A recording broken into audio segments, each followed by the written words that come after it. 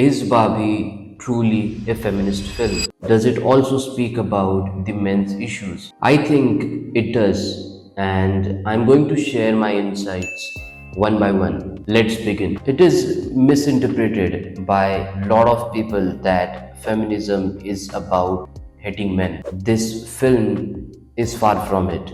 In Barbie, we see men and women solving problems together instead of fighting among each other, which they do, and that's the part of the conflict of the story. But the way that it ends and the messaging in the film speaks more about having equal rights rather than hating each other. The film argues that fighting systems like patriarchy does not only benefit women, but it also benefits a lot of men. The movie also points out how the rigid rules set by the society hurt men a lot. It traps them, it forces them to act or behave in a certain way. For example, a lot of men are forced to act tough and to not show emotions, sometimes even take up jobs which are extremely dangerous. In the real world, a lot of people do not speak about these issues and the toxic cycle continues. So there are going to be spoilers, of course, and if you have not seen the film, please stop the video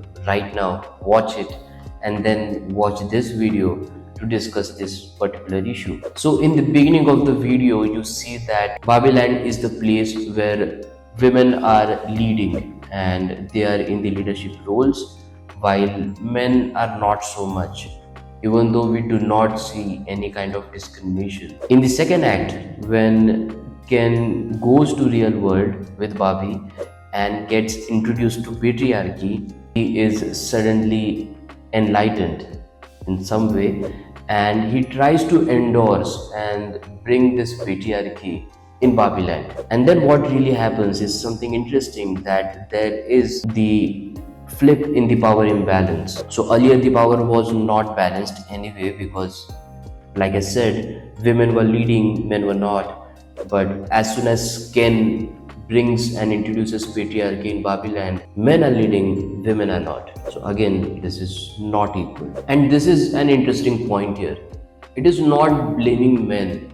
As you can see, in the initial stage of the film, men were unaware that they could be evil, they could discriminate, right? It's only the system that teaches them, that exposes them to these dangerous ideas.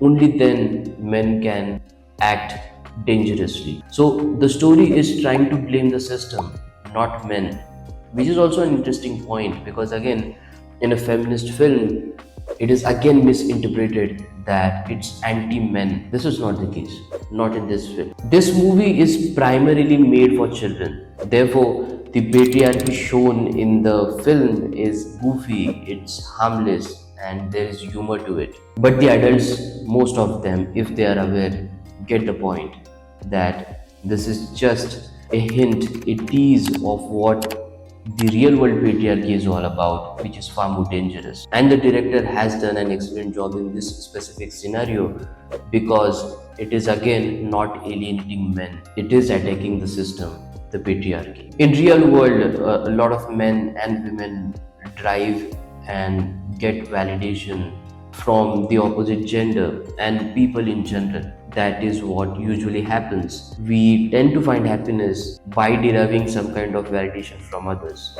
And especially when it comes to gender and heterosexual relationships, it's the men and women who are trying to find validation and acceptance among each other. That is what makes them happy. In case of certain men and women, they can act possessive or protective, even to an extent of being jealous of their partner just because they are not getting validation.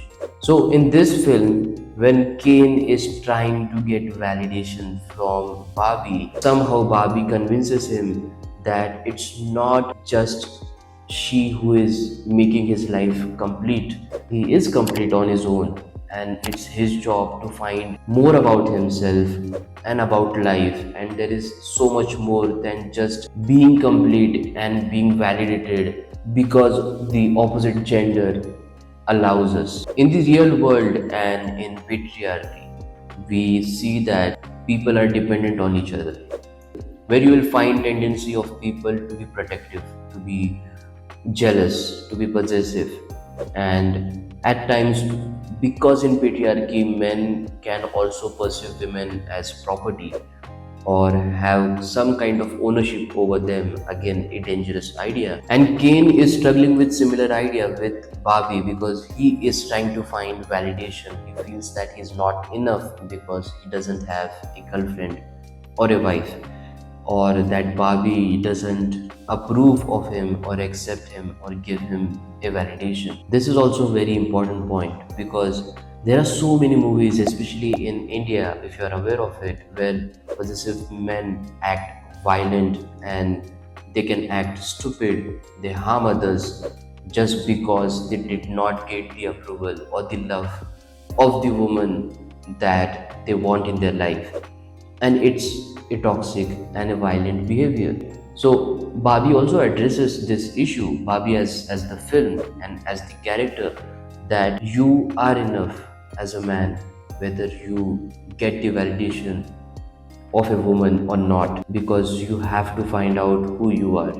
You need to explore your identity, you need to explore what you want from life, and there is so much out there that you can look into and be part of. Again, a great point and an issue which is faced by a lot of men, which is not addressed enough. And to extend on this thought, the movie also speaks about people perceiving what it means to be a nice guy, because a lot of men think, all of us think that we are nice, and if we are nice to women, then we deserve something in return, right? And there is nothing wrong in that, but there is also some twisted philosophy behind it, that the women owe us something, that they should and they must return something and give something back just because we are nice to them, which is again a very weird kind of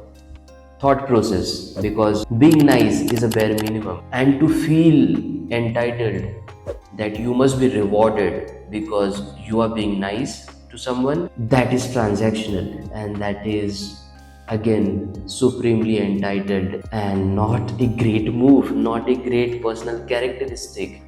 So the film also addresses this aspect of being a nice guy. You don't need to be a nice guy if you don't want to. You just be yourself. And if you want to be a nice person, you can be nice towards anyone, irrespective of gender. That's a great point raised in the movie, which is the nice guy syndrome, which a lot of men struggle with. So the movie isn't solving big problems, and it is not deep diving into some of the issues which are very serious and problematic in patriarchy, but it definitely teases and explores some of the general themes of patriarchy that affects all of us, and it also then includes men in the conversation. That makes us rethink what equality means, because as far as I remember, the director also said that it's about freeing everyone, including men. That is what the film is all about, to let everyone have that right to be themselves, to have the freedom to express who they are and to live life on their own terms. It's not easy, it is too idealistic, but I think every goal out there, collective goal out there, is idealistic, is utopian, and we need to keep chasing these perfect ideals in a hope that the world keeps getting better. Equality isn't about the war between genders, it's about a team effort, it's about a collective fight against systemic problems that affect all of us. That's my take on the film. It's a great film. It talks about both men's and women's issues, and it has tackled men's issues in a great way and also made it palatable for children. So again, kudos to the director. I will highly recommend this film, and I think everyone should watch it. So that's my take on the movie. And if you're still around, thank you so much for watching. Please like, subscribe, and share the video. And whether you have a positive or a negative take on my opinion or the movie, then please comment below. I am interested to understand your thoughts as well. Thank you so much.